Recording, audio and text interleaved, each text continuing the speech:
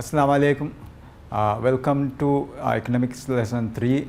We have covered part of globalization in specialization. In the previous lesson, we have actually covered international specialization, globalization, and impact of MNCs. That we have covered these parts. So in today's lesson, we will first actually do a past paper question, and then we will go continue with today's lesson. Let's say I have to mention that we have changed from GCE O-level to IGCSE.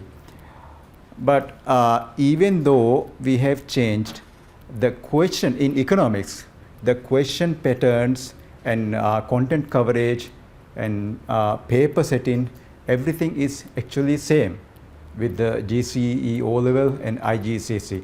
That is why we have been using, when we did O-level, GCE O-level, we have been using questions from IGCSE. So like that, we will be able to use the GCE O-level papers for revision purposes. We will be able to use those questions. So let's say this is a question from, these are two questions from past papers. One asks, discuss whether or not a country will benefit from specializing in an agricultural product such as sugar. Second question says, discuss whether or not developing countries benefit from producing mainly primary products. Basically, two questions are same. You can write same answer for these two questions. So the question is asking about whether it is whether countries will benefit from specializing in primary products.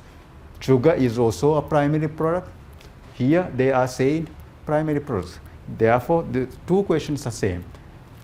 So these are the points for this. Because this is a discussion question, there are 8 marks. So there will be 2 sides for your answers.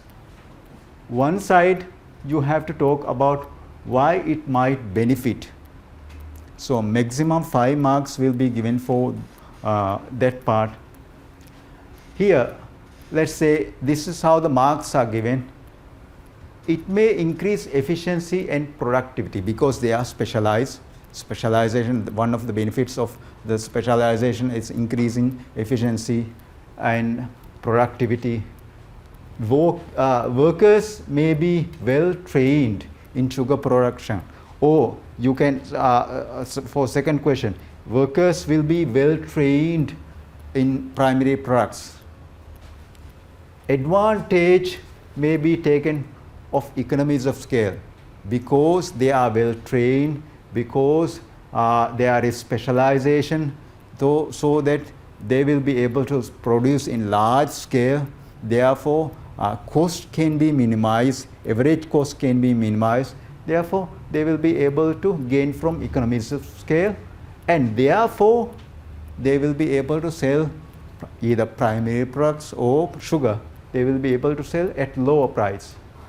And because they are cheaper, because the products are cheaper, they will be able to increase exports. And because of that, there will be, let's say, current account will move towards surplus. So for those things, you will be able, this is one point. This is how you can gain marks when you explain. So this is a connection between points. For each connection, you will get a mark. And second point, the country may have the right climate, so they will be able to produce in large scale because they have the right climate for primary products, agricultural products, and to give a good crop of sugar. because they have the right climate, they will be able to specialize in those primary products. Then economic growth may increase. If exports increase, that is one factor that increase economic growth. So you can explain that part, but for that you will not get any mark for the explanation part here, because you have explained that point in here. If you have not explained here, you will get a mark from for that explanation here.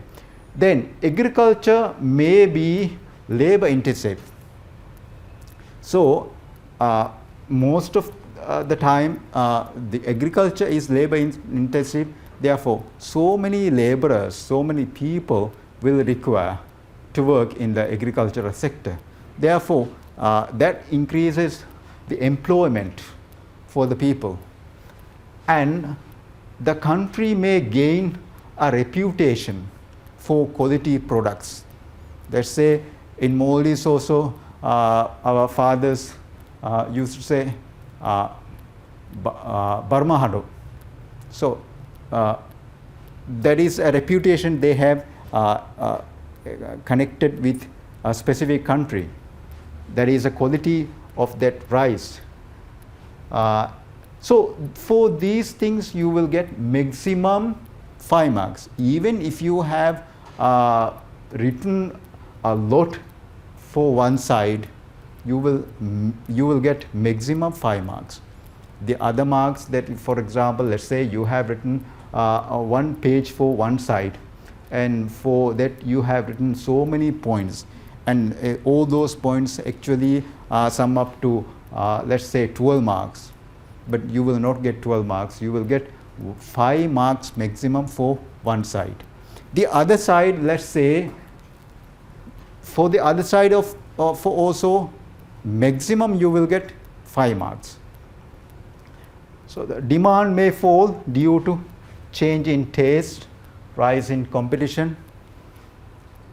If, for example, let's say people have changed their taste for other products, the demand for sugar will decrease.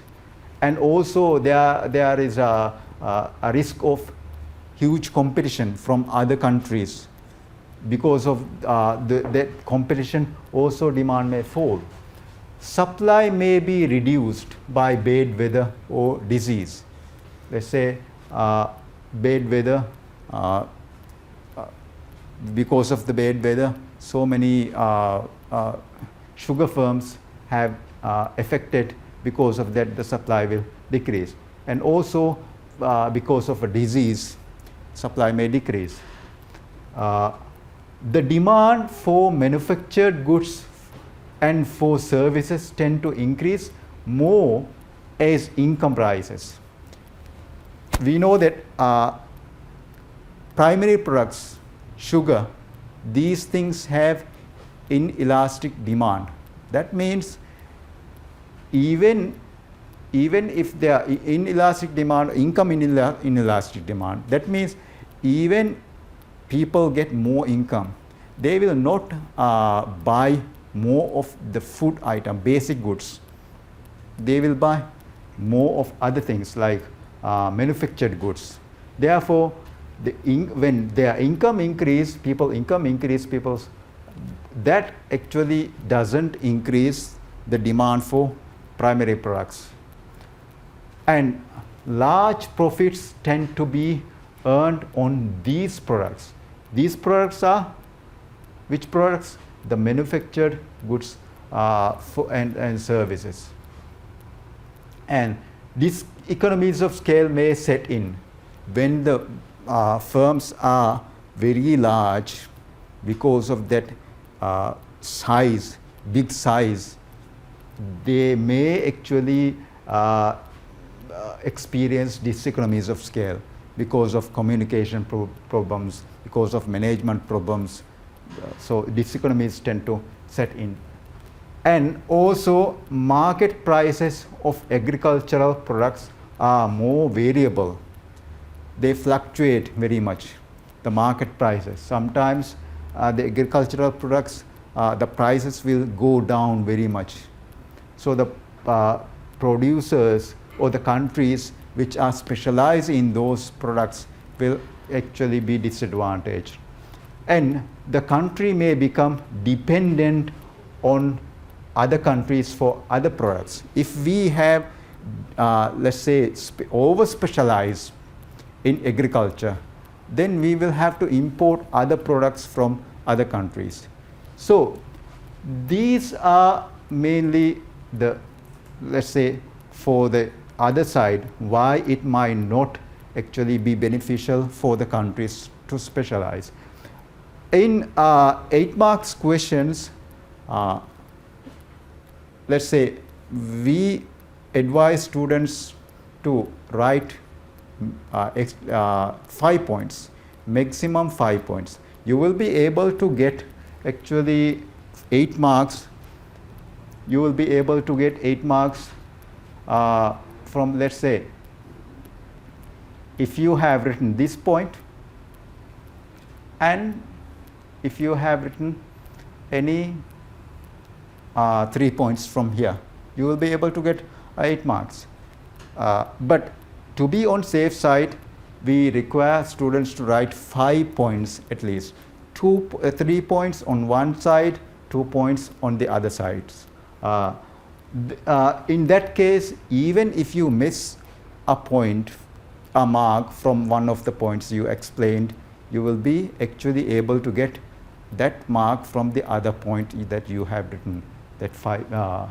So that is the question. So then we will continue with today's lesson. So today we are going to cover the gains from free trade, arguments for free trade, arguments against uncontrolled trade. This is arguments for trade protection, arguments against uncontrolled trade. That is one thing. Then arguments against protection. So these things we will be studying today, inshallah. So first, the gains from free trade. These are very similar to the gains from specialization, the advantages of international specialization. These are very, very similar to those things. There are so many points which are already covered in when we discussed the advantages of specialization, international specialization. First one, it allows countries to benefit from specialization. So when the countries freely trade, they will be able to specialize in the products which they are able to produce more, better, and increase consumers' choice. When the countries specialize, they will produce more. When there is free trade, they will be able to actually increase the production. So many products will be produced, so consumers' choice will increase. Increases competition and efficiency. So many countries will be now competing with each other, against each other. Therefore, because of that competition, the firms will have to be competitive. They have to be efficient in order to gain that profit. Therefore, efficiency will increase. It creates an additional business and employment opportunities. So many countries are producing, and also because of free trade, the market is very wide. The market is big, global market we have now. Because of that global market, the businesses will be able to sell to any country.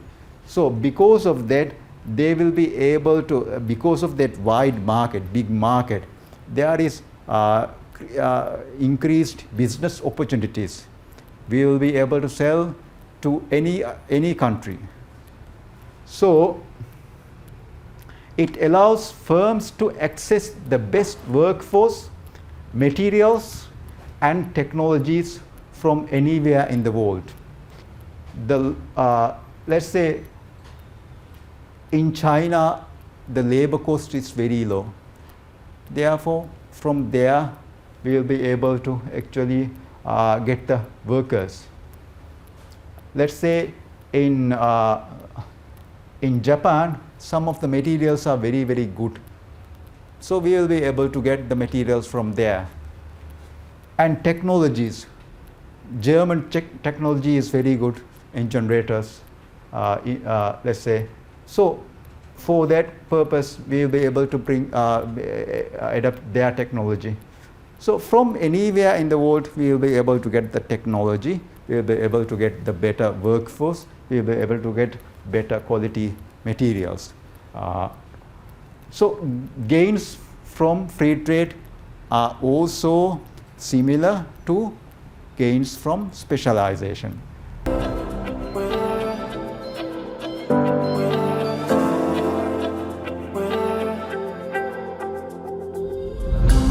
The arguments for trade protection, these are also the arguments against uncontrolled trade. We don't want, there are problems in free trade. There are problems in free trade, disadvantages of free trade. Those are the advantages of trade protection. That means because of the disadvantages of countries freely being trading with each other, we are going to put a, let's say, block between countries' trade. So those are actually trade protections. So arguments for trade protection is also arguments against free trade. First one, to protect infant or sunrise industries. These are the industries, sunrise in the morning. So these are the industries which are new, which are growing. So these people, these industries need time and space to grow. If there is a huge competition from importers, then they will not be able to grow. And we also need to protect sunset industries. Sun is going to set, so that is end of the day. So these are the industries which are actually declining. Sunset industries are the industries which are declining. When the industries decline abruptly, suddenly, there is actually a huge unemployment. So the economies will have to cater for that unemployment problem. So because of the unemployment, it creates social and economical problems. And so the government's actually aim is, they don't want to stop that decline, but they want to give time for the people in those industries, declining industries. They want to give the time for them to get the training in other industries, so that they will be able to get the training and be able to get the employments in the other industries. So the unemployment, there will not be a huge unemployment when these industries decline. They are actually, when an industry declines, the industry declines because of several reasons. One may be because of the demand for the products in that industry is declining. Because of that, the industry will be is declining. So the government cannot stop the industry from declining, but the government can subsidize, can actually try to give time for the people in those industries to get retraining, so that they will be able to get the jobs in the other industries. And to protect strategic industries such as let's say agriculture, energy, defense equipment. These are mainly strategic industries. If we have to import agricultural products from other countries, if we have to import energy from other countries, if we have to import defense equipments from other countries, we are depending on those countries for these things. These are important things without which a country may not be able to survive. But if we have to depend on the other countries for these things, that will be problems. So the government wants to actually protect these industries and to protect domestic firms from dumping. When we have free trade, so many firms dump their products. Dumping actually, let's say literally, it means it's a, let's say dumped goods, dumped things are useless things. So dumping means increasing the supply so that the price goes below the cost of average cost of production. So they will be able to sell when they dump their products in a country, they will be able to sell at very cheap prices. There will be a lot of products, so much of products in the market. So because of that, the domestic firms will not be able to survive because of that low price. They will not be able to charge a low price and sell their products. So that the domestic firms will have to actually go away from the market, from the industries. So to protect, therefore to protect these firms, they have to stop that dumping. They have to stop mass import of goods and services, goods from other countries. Therefore, they have to impose protectionism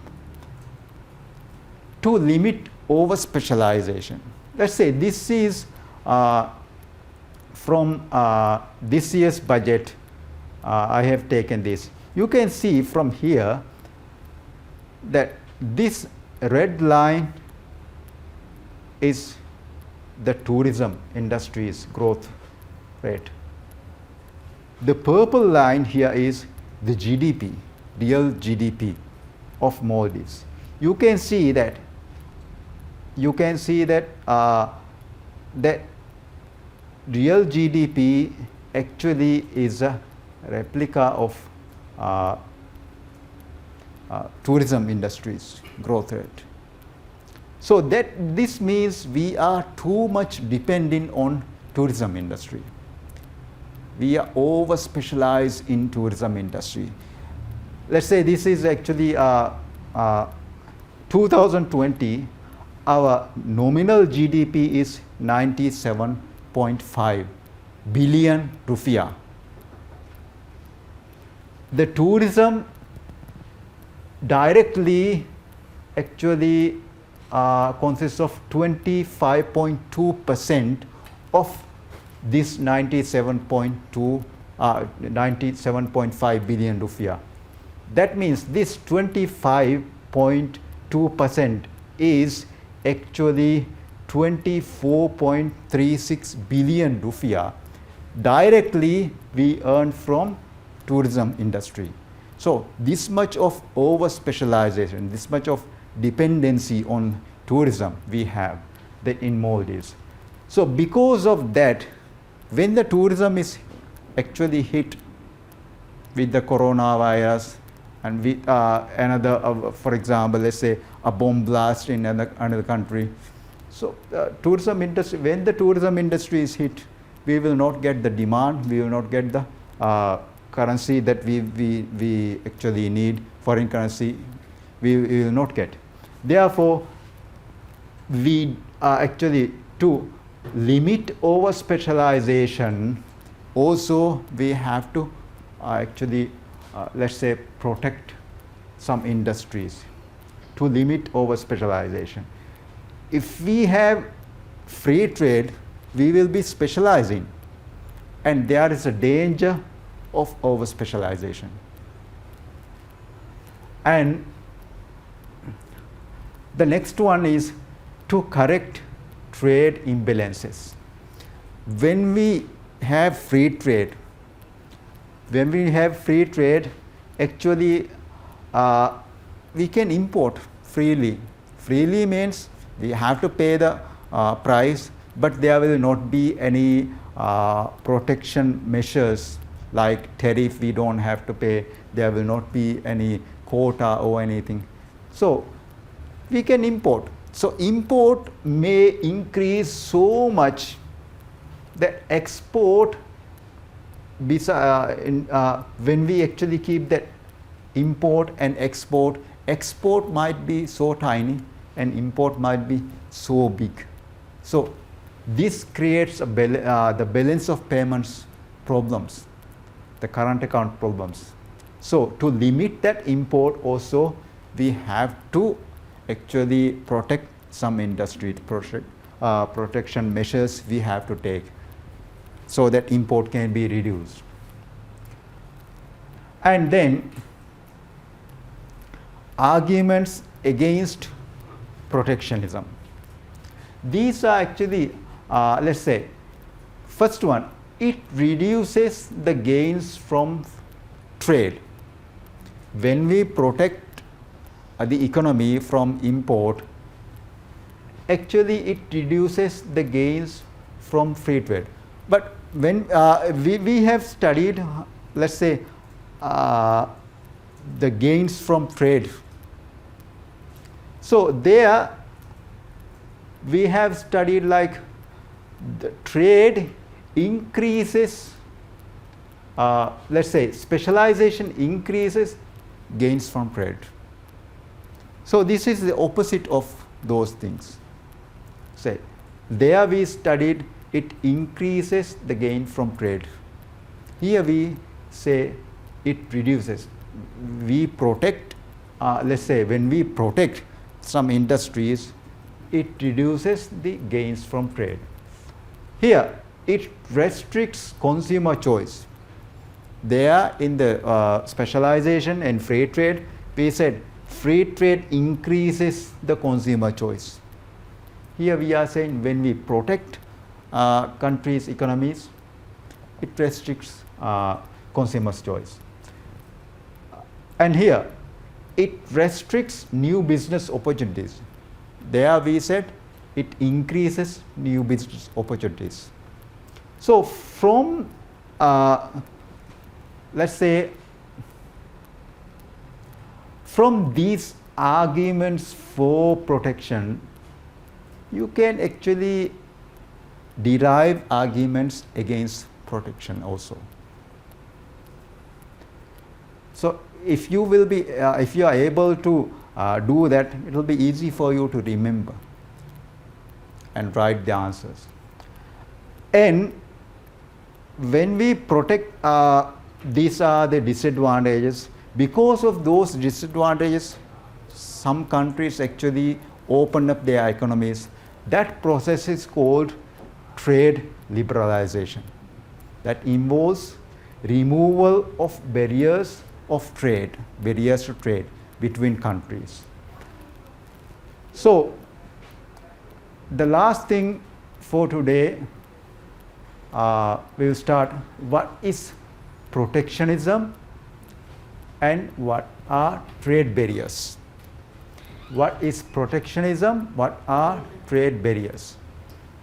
Protectionism, sometimes actually some of the students have that misunderstanding that protectionism is equal to trade barriers. They are actually not same thing. Protectionism means the use of trade barriers by those governments to protect their domestic industries. Use of trade barriers. So the trade barriers are the measures taken by the governments to protect those industries. Here, this is protectionism means use of trade barriers. Trade barriers means the measures taken by the government, and trade restrictions also equals trade barriers. Trade barriers are also equal to trade restrictions. So that is all for today. I hope you will study smart and do a lot of work, and also frequently wash your hands. Thank you.